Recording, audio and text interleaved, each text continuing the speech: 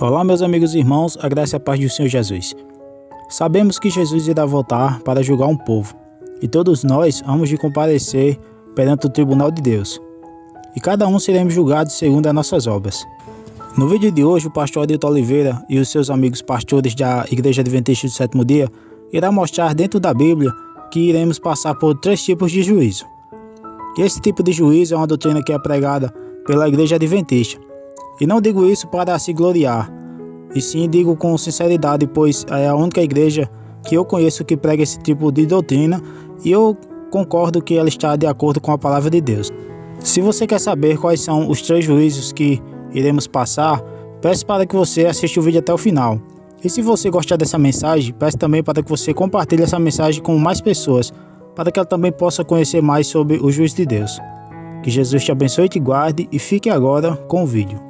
Vamos ver que o juízo de Deus divide-se em 3 fases. Nós chamamos essas 3 fases de juízo pré-advento, juízo comprobatório e juízo executivo. Vamos agora analisar cada uma dessas fases.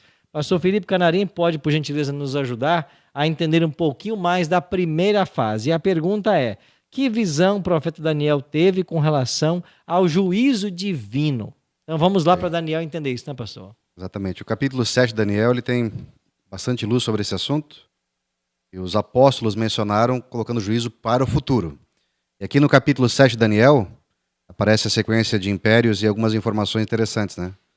Babilônia, Medo-Pérsia, Grécia, Roma na fase pagã, depois religiosa, e agora o verso 9 e 10 de Daniel fala assim, ó: continuei olhando até que foram postos uns tronos, e o ancião de dia se assentou, e a sua veste era branca como a neve, e os cabelos da cabeça como a pura lã. E o seu trono eram chamas de fogo, e as suas rodas eram um fogo ardente. Um rio de fogo manava e saía diante dele. Milhares de milhares o serviam, e miríades e miríades estavam diante dele. Assentou-se o tribunal, e abriram-se os livros. Então, aqui nós vemos Daniel capítulo 7, mencionando uma cena de julgamento, né? E é interessante que essa cena de julgamento que aparece aqui, ela aparece após a atuação de Roma na fase religiosa, e antes da segunda vinda, né?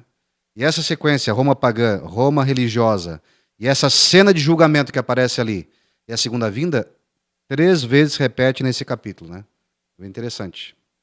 Então quer dizer que Daniel 7 está falando sobre um juízo que vai ter lugar antes da volta de Jesus. E após a fase de Roma religiosa, que nós compreendemos pela profecia, que acabou em 1798, né? Então, após 1798, teria, antes da segunda vinda, em algum momento da história, começaria o juízo divino, né? É isso, nós entendemos que essa profecia de Daniel 8, 14, 9, 24 a 27 aponta para o ano 1844. Exatamente. Então, para ficar bem claro em nossa mente, as cenas judiciais de Daniel capítulo 7, elas têm lugar exatamente no ano de 1844. O livro de Daniel fala que após 2.300 tardes e manhãs, o santuário seria purificado. Quando a gente fala do juízo, nós temos que também lembrar do povo de Israel. Quando é que era executado o juízo para o povo de Israel? Era exatamente no período do dia da purificação do santuário. Yom Kippur, né? No Yom Kippur.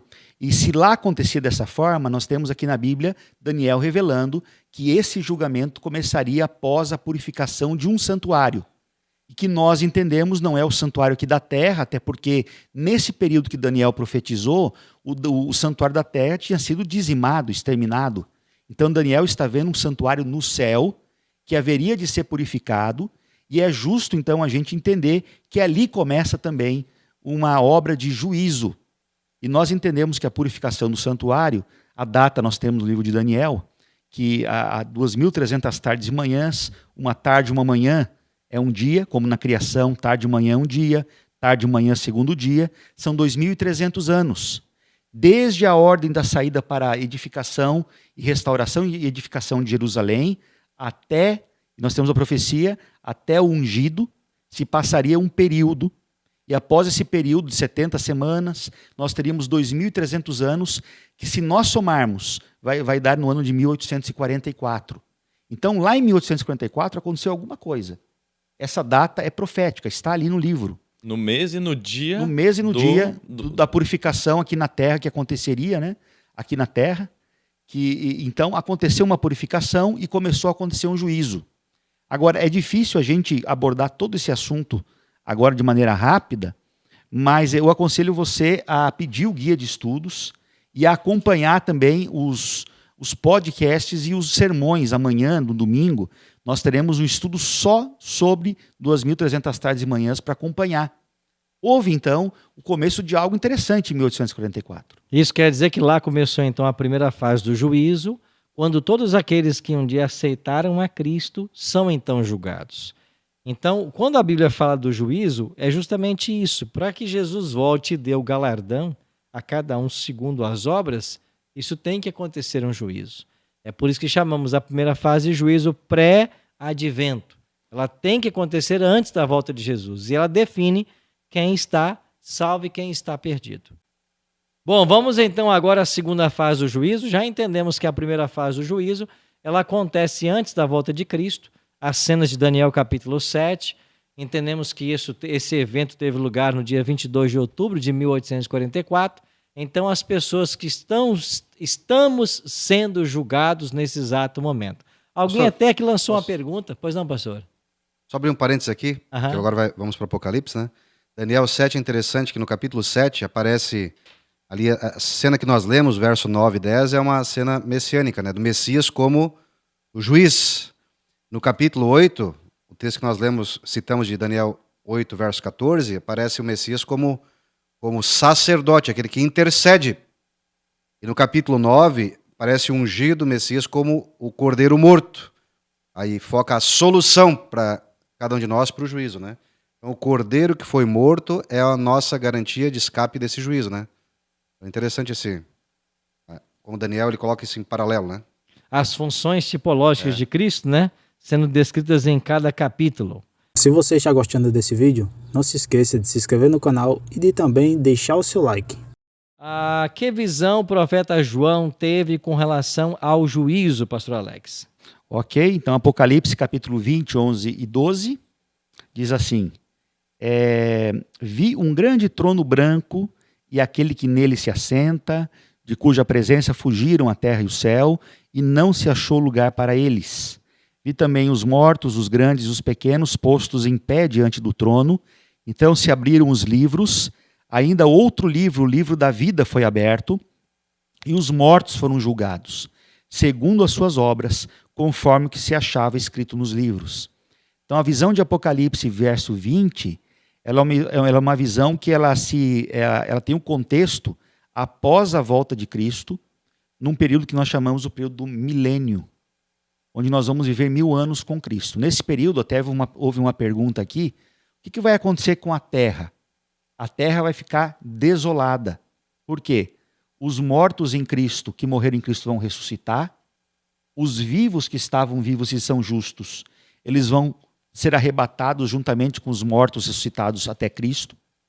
E quem vai ficar na terra vai ser um único personagem, Satanás. E é por isso que o Apocalipse fala... E os anjos dele, né? Os anjos dele, que ficarão ali na terra, pairando sobre a terra, sem ninguém para tentar, porque eles não têm quem tentar, eles não têm obra do mal para fazer. Ou seja, essa cadeia de circunstâncias, a terra desolada, os anjos, o Satanás e os seus anjos aqui na terra, sem ter uma participação na decisão de ninguém, eles vão ficar aqui por 1000 anos sozinhos. E lá no céu... Preso, né? Presos. É onde que a Bíblia apresenta a prisão de Satanás por 1000 anos. Tem aquela expressão que muitos evangélicos está amarrado, né? Tem a ver com esse texto de Apocalipse, onde Satanás vai estar, entre aspas, amarrado na terra por não ter ninguém a tentar.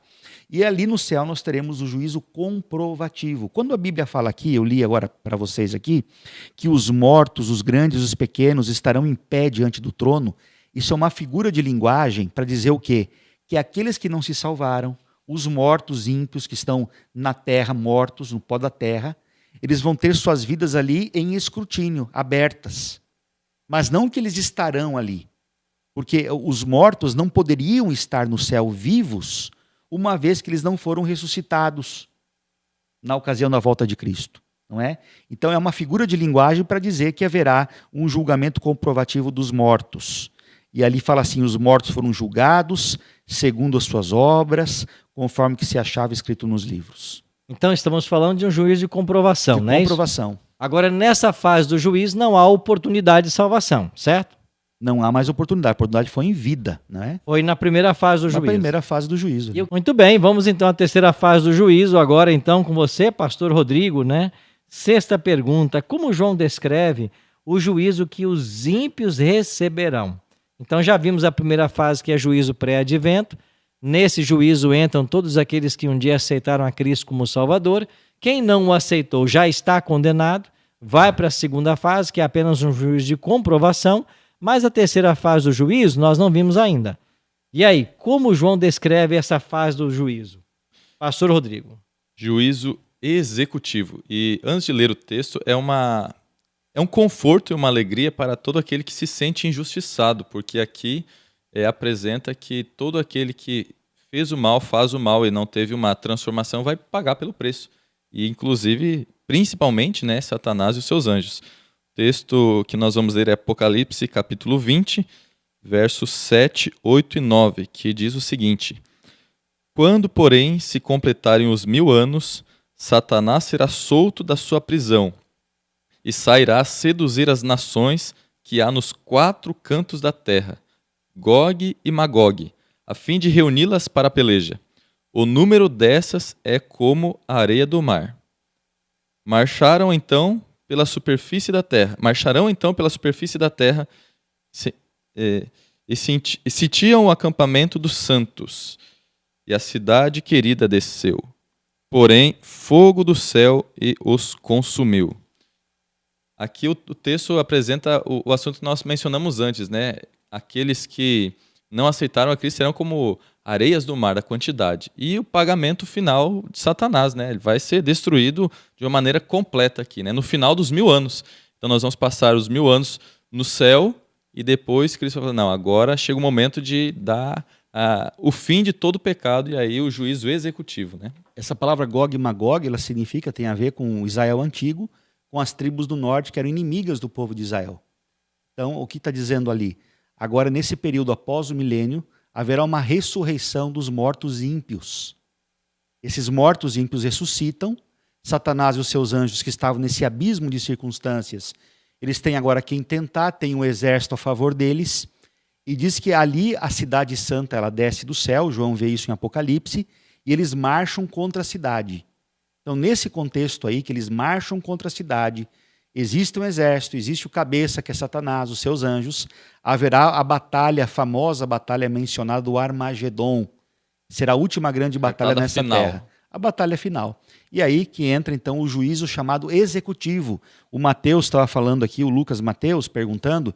Então a terceira fase de juízo é o juízo executivo, após a descida da cidade santa ali do céu, quando ela será colocada sobre a terra. Então haverá essa rebelião e é o momento do Armagedon. Ok, então vimos então a terceira fase do juízo, que é a aplicação da sentença contra os ímpios, uma vez que os salvos têm a sua recompensa quando Jesus volta. Então, na primeira fase do juízo, os salvos são levados para os céus, na terceira fase do juízo, os ímpios são destruídos. Se você gostou do vídeo, não se esqueça de se inscrever no canal, deixar seu like e também compartilhar o vídeo. Que Jesus te abençoe e até a próxima.